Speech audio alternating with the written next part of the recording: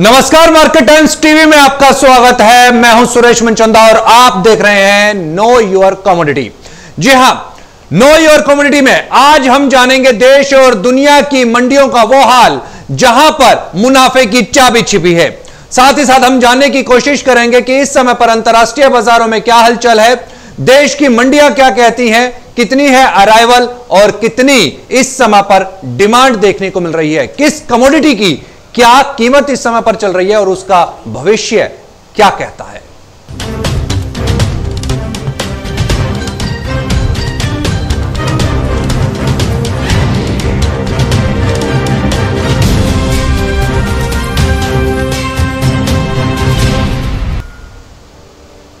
सबसे पहले बात कर लेते हैं कच्चे तेल की। आज अंतर्राष्ट्रीय और घरेलू बाजारों में कच्चा तेल गुरुवार को आई करेक्शन के बाद एक बार फिर से संभलता हुआ नजर आ रहा है।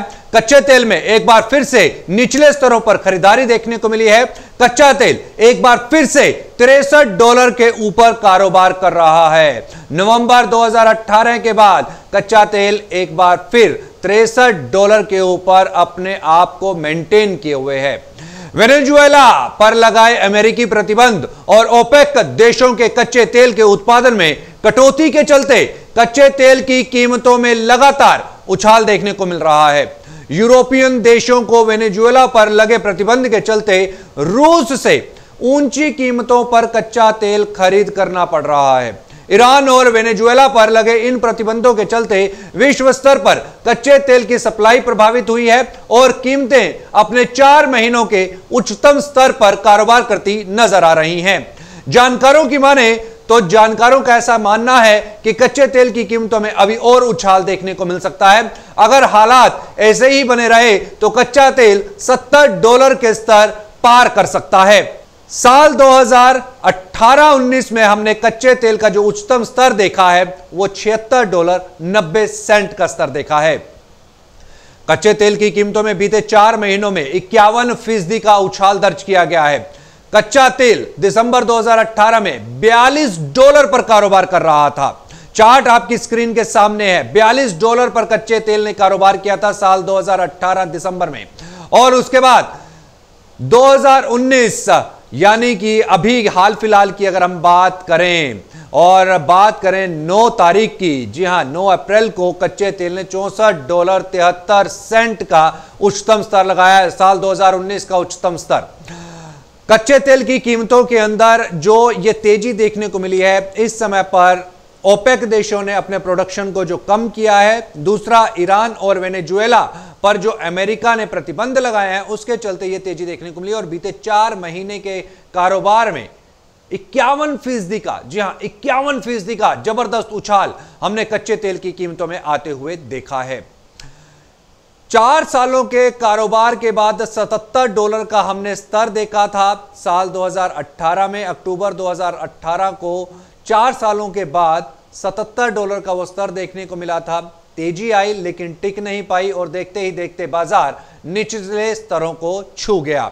केवल 2 महीने के अंतराल में ही कच्चे तेल ने $42 के नीचे के स्तर दिखला दिए थे और $42 के बाद अब एक बार फिर से कच्चे तेल ने करवट ली है और कच्चा तेल $42 के स्तर को छूने के बाद में अब $64 के स्तर को छू करके $63 के स्तरों पर कारोबार कर रहा है। $65 का स्तर कभी भी यहां पे टूटता हुआ नजर आ सकता है। यानी कि अगर हम देखें तो बीते करीब 4 महीने के अंतराल में करीब जो तेजी यहां पर दिखाई दी है, $64 और $42 के बीच में $21 का एक बड़ा, $22 के आसपास की एक बड़ा उछाल यहां पर दिखाई दिया है और ऐसा माना जा रहा है कि कभी भी यहां पर $65 का स्तर दिखाई दे सकता है।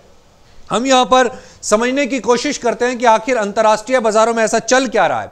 अंतर्राष्ट्रीय बाजारों की अगर हम बात करें तो अंतर्राष्ट्रीय बाजारों में इस समय पर जो डिमांड और सप्लाई का जो मिसमैच हमें देखने को मिल रहा है, वो डिमांड और सप्लाई के मिसमैच को अगर हम समझने की कोशिश करें 2017 से लेकर के और 2019, यहां पर हमने लगातार नॉन ओपेक जो सप्लाई थी उसमें तो थोड़ा बहुत इजाफा देखा है, लेकिन ओपेक देशों ने यहां पर प्रोडक्शन के अंदर कमी की थी। उसकी वजह से ये स्क्रीन के ऊपर आप चार्ट देख सकते हो, 2017 से लेकर के 2019 तक जो ओपेक देशों का, नॉन ओपेक देशों का जो यहां पे कंट्रीब्यूशन रहा कच्चे तेल की सप्लाई में, और इस समय पर जो डिमांड देखने को मिल रही है, डिमांड में हमने लगातार इजाफा देखा है। अगर हम बात करें विश्व भर की डिमांड की, तो करीब करीब क्वार्टर, क्योंकि ये पहला क्वार्टर 2019 का हम देख रहे हैं, तो फर्स्ट क्वार्टर ईयर एंडिंग और 2018 के क्वार्टर पहले की बात करें तो वहां पर जो डिमांड देखने को मिली थी 97.8 बिलियन डॉलर के आसपास की डिमांड थी, और अभी जो डिमांड देखने को मिल रही है वो करीब करीब 100 बिलियन डॉलर के आसपास की, बैरल के आसपास की डिमांड देखने को मिल रही है। जो डिफरेंस है डिमांड का और जो सप्लाई का, उसमें हमने लगातार गिरावट देखी है। लगातार वहां पे जो डिस्टेंस है वो बड़ा है, गैप बढ़ता हुआ नजर आया है, जिसकी वजह से इंटरनेशनल मार्केट के प्राइसेस जो हैं उनके ऊपर में जो इंपैक्ट देखने को मिला है, उसमें जो एक तेजी देखने को मिली है वो आपके सामने है। इस समय पर ब्रेंट क्रूड ऑयल $70 के ऊपर कारोबार कर रहा है। यहां पर अगर बात करें क्रूड ऑयल की, तो क्रूड ऑयल की कीमतों के अंदर भी लगातार हमने इजाफा देखा है। एक बार फिर से $64 के ऊपर कारोबार होता हुआ नजर आ रहा है। अब मैं आपको बताना चाहूंगा इस समय पर जिनके पास, कंट्रीज के पास में जो स्टॉक है, जो रिजर्व है, वेनेजुएला और ईरान, ये दो बड़े ऐसे देश हैं जहां जिनके पास में करीब करीब 37%, जी हां 37% कच्चा तेल इनके रिजर्व में है दुनिया भर का, और इन्हीं दोनों देशों के ऊपर में अमेरिका ने प्रतिबंध लगा दिया, तो सप्लाई आएगी कहां से? चार्ट से समझने की हम कोशिश करते हैं। वेनेजुएला, अगर हम वेनेजुएला को देखें तो वेनेजुएला का इस समय पर जो रिजर्व कंट्रीब्यूशन है वो करीब 25% का है। 24.9% का कंट्रीब्यूशन वेनेजुएला अकेला रखता है, और वेनेजुएला के ऊपर में प्रतिबंध लग गए। वेनेजुएला जो यूरोपियन कंट्रीज हैं उनको ऑयल की सप्लाई करता है। अमेरिका खुद वेनेजुएला से सबसे बड़ा खरीदार है कच्चे तेल का, और अगर हम बीते 2 महीने की बात करें तो वेनेजुएला से अमेरिका ने जो प्रतिबंध लगाने के बाद जो खरीदारी की है वो 0 की है। तो कच्चे तेल की यहां पर जो सप्लाई है वो इंटरनेशनल मार्केट्स के अंदर हार्म हुई है। चार्ट्स पर आप देख सकते हो, जो ऑरेंज कलर आप देख रहे हो वो वेनेजुएला है, वेनेजुएला ऑरेंज कलर, जी हां 24.9% का कंट्रीब्यूशन है उसका पूरे वर्ल्ड में कच्चे तेल की सप्लाई पर।